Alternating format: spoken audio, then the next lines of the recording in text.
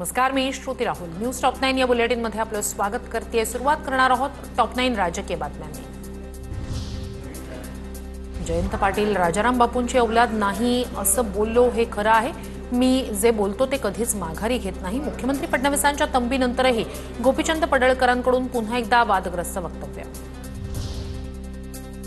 हातपाय तोडण्याची भाषा करणाऱ्यांना आव्हान. ईश्वरपूर की वाळव्यात येऊ, तारीख वेळ सांगा. गोपीचंद पडळकरांचं जयंत पाटील यांना खुलं आव्हान. जयंत पाटील यांच्या कितव्या बायकोचं मंगळसूत्र चोरलं. सांगलीतील दसरा मेळाव्याच्या कार्यक्रमात जयंत पाटलांवर टीका करताना पडळकरांची जीभ घसरली. वैयक्तिक टीका नको, भावना दुखावणार नाही याची दोघांनी काळजी घ्यावी.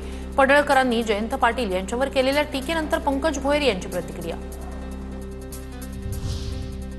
आमच्यावर रावण दहनाची वेळ आणून देऊ नका. आया बहिणींची इब्रत काढत असतील तर आम्हालाही रावण दहन करता येतं.